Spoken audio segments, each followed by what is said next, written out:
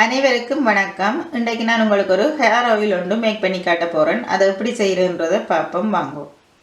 இந்த hair oil make பண்ணுறதுக்கு நான் இதில் கற்றாழை ஓரளவு பீஸ் எடுத்து வச்சுருக்கிறேன். இதில் 150 மில்லி லிட்டர் நல்லெண்ணெய் எடுத்து வச்சுருக்கிறேன். நீங்கள் விருப்பமானாக்கள் உங்களுக்கு தேங்காய் எண்ணெய் தான் ஒத்து வருமானு சொன்னால் தேங்காய் எண்ணெய் எடுங்க. நான் நல்லெண்ணெய் யூஸ் பண்ணுறோடைய நல்லெண்ணெய் எடுத்து வச்சுருக்கிறேன். வேறு எந்த ஆயில் யூஸ் பண்ணுறாக்களும் அதுக்குள்ளே இந்த மிக்சிங்கை போட்டு நீங்கள் செய்தீங்கன்னு சொன்னால் ஓகே. நான் முதல்ல ஒவ்வொன்றா காட்டுறேன் என்னென்ன நான் போட்டு முதல்ல எண்ணெய்க்கு காய்ச்ச போகிறேன்.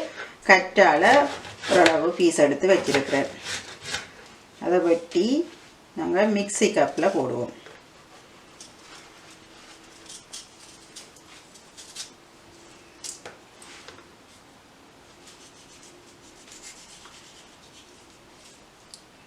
கற்றாழை பச்சையாக நீங்கள் அரைச்சும் தலைக்கு வைக்கலாம். சில பேருக்கு பச்சையாக அரைச்சி வச்சா சளி பிடிக்கும். அதனால் நீங்கள் இதை காய்ச்சி எண்ணெய்க்கு போட்டு காய்ச்சி வைக்கிறது நல்லா.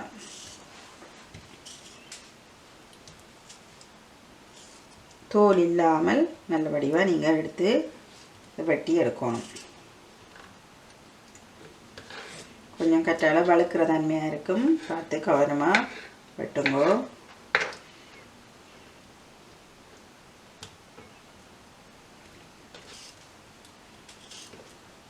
இப்படி எல்லா பீஸையும் வெட்டி மிக்சி கப்பில் போடுங்க.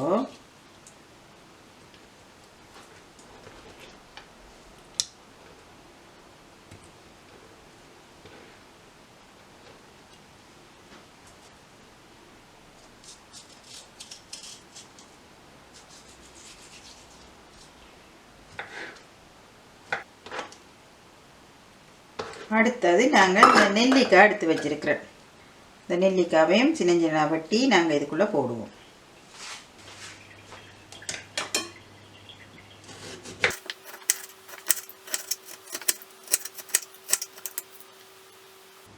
இதையும் இதுக்குள்ளே போட்டு அடிக்க போகிறேன். நான்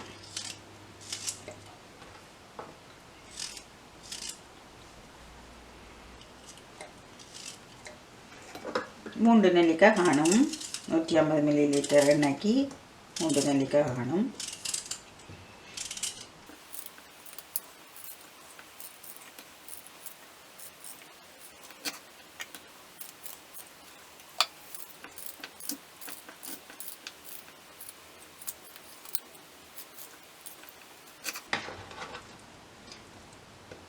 நெல்லிக்காயும் கற்றாழையும் மிக்சி டிஷ்ஷில் போட்டுட்டேன். இனி நாங்கள் இதை ஒரு கொஞ்சம் தண்ணியும் விடாமல் நல்லா ஸ்மூத்தாக அடித்து எடுப்போம். இனி நான் ஒரு சட்டி எடுத்து அதுக்குள்ளே இந்த எண்ணெயை ஊற்ற போகிறேன். ஊற்றிட்டு அதுக்குள்ளே அந்த மிக்சியில் அடித்த நெல்லிக்காயும் கற்றாழை சாறும் இருக்குது, அதை இதுக்குள்ளே அப்படியே விடுவோம். காய்ச்சக்கு முதலே நாங்கள் விடுவோம். இனி இதை நாங்கள் அடுப்பில் வச்சு கொஞ்ச நேரம் காய்ச்சுவோம். அது காய்ச்சுறது அப்படின்றத பார்ப்போம். இனி நாங்கள் அடுப்பை ஆன் பண்ணுவோம். ஆன் பண்ணிவிட்டு எண்ணெய் கொதிக்கும் வரைக்கும் நாங்கள் கொஞ்சம் ஃபுல் ஹீட்டில் விடுவோம். எண்ணெய் கொதிச்சு முடிய அந்த பச்சைத்தன்மைக்கு கற்றாழையும் நெல்லிக்காய் பச்சைத்தன்மைக்கு வெடிக்க தொடங்கும். அதனால் கொஞ்சம் லைட்டாக குறைப்போம். இப்போ அடுப்பு கூடவாகவே இருக்கட்டும், எண்ணெய் கொதிக்கும் வரைக்கும். இங்கே பாருங்க, எண்ணெய் கொதிச்சு கொண்டு இருக்குது. நாங்கள் இருக்க வடிவாக நல்லபடியாக மிக்ஸ் பண்ணி விடுவோம். இது கொதித்து நல்ல கருப்பு கலராக வரும். இதெல்லாம் நல்லபடியாக இடுவட்டு நல்ல வடிவாக வரும். அது வரைக்கும் நாங்கள் வெயிட் பண்ணணும். நீங்கள் இப்போ மீடியம் ஹீட்டில் விடுங்கோ. அது நல்ல வடிவாக வற்றி வரும். அது வரைக்கும் நாங்கள் வெயிட் பண்ணுவோம். கொதிக்கட்டும். இப்போ பாருங்கள், அரைவாசி அந்த கற்றாழையும் நெல்லிக்காய் சாறும் வற்றி கொண்டு வருது. இன்னும் நல்லா வற்றணும். இது நல்லா வற்றின முடியத்தான் நாங்கள் இதை யூஸ் பண்ணலாம். அது வரைக்கும் நாங்கள் இன்னும் கொஞ்சம் நேரமும் விடுவோம். இப்போ பாருங்க, ஓரளவு வற்றிட்டு இன்னும் நல்லா வற்றணும். எல்லாருக்கும் வடிவாக மிக்ஸ் பண்ணியே விடுங்கோ. இல்லாட்டி சைட்டு பக்கங்களால் லைட்டாக எரியிற மாதிரி இருக்கும். நல்லபடியாக மிக்ஸ் பண்ணி விடுங்கோ. நல்லா இது பச்சைத்தன்மை இல்லாமல் வந்தால் சரி.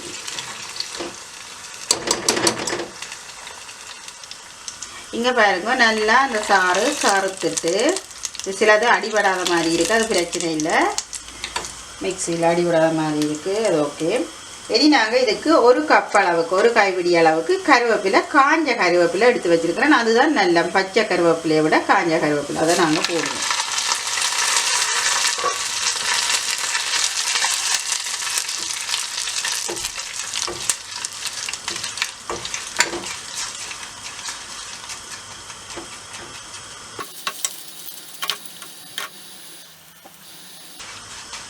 நீ நாங்கள் காஞ்ச கருவேப்பிலை ஆண்டபடி அதை ஓகே. நீ நாங்கள் இதை அப்படியே ஆற விடுவோம், கருவேப்பிலையோடு சேர்த்து ஆற விடுவோம்.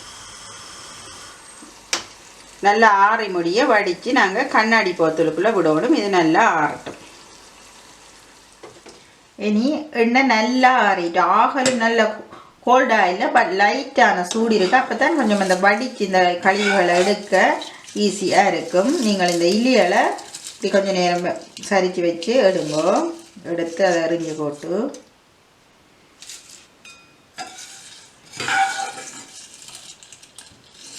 நாங்கள் இதை பிறகு வடியில் வடிச்செடுக்கணும். மெல்லிய லைட்டான சூடு இருந்தால் ஓகே. ஆகலும் கூடாக இருந்தால் அந்த இப்போ இலியல் இப்படி இருக்க கூட எண்ணெய்த்தன்மையாக இருக்கும். இலியலில் எப்படின்னா கொஞ்சம் வடிஞ்சிடும்.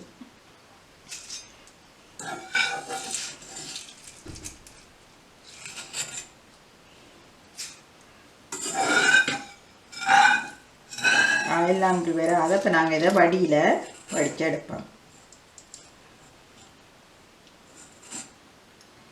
எண்ணெய் வடிக்கும்போது கம்பி வடியில் வடியுங்கோ. ஏன்னா எண்ணெய் சூடாக இருக்கிறபடியாக உருகாது வடி.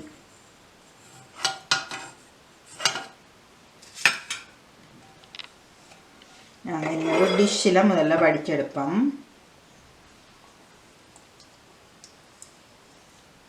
கொஞ்சம் கொஞ்சமாக விடுங்கோ.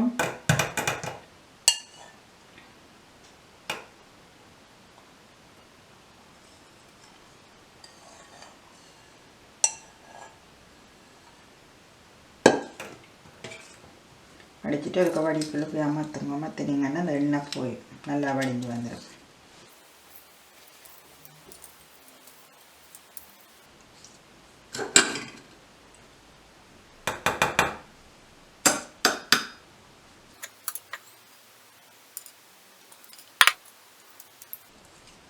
நல்லபடியாக அமர்த்தி கொஞ்சம் நேரம் பிடிச்சிங்கன்னா அந்த எண்ணெய் நல்லா இதாக வந்துடும்.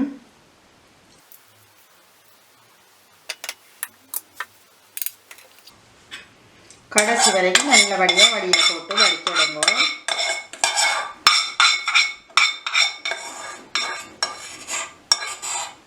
நீங்கள் இந்த கற்றாழை நெல்லிக்காய் அளவுக்கு கருவேப்பிலை அளவுக்கு எக்ஸ்ட்ராவாக எண்ணெய் விட்டு காய்ச்சணும்னாலும் காய்ச்சுங்க. ஆனால் ஓரளவு குறை எண்ணெயில் காய்ச்சினீங்களா உங்களுக்கு கூட தலைமையில் கொட்டாமல் நல்ல வளரும்.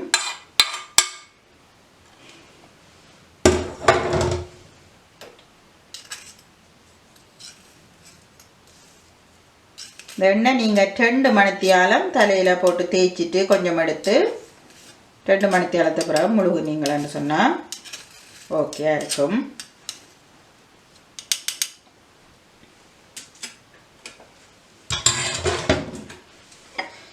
இனி நாங்கள் இந்த எண்ணெயை ஒரு கண்ணாடி போத்தலில் விடுவோம். ரப்பர் போத்தலில் விடாமல் கண்ணாடி போத்தலில் போட்டு வைங்கோ.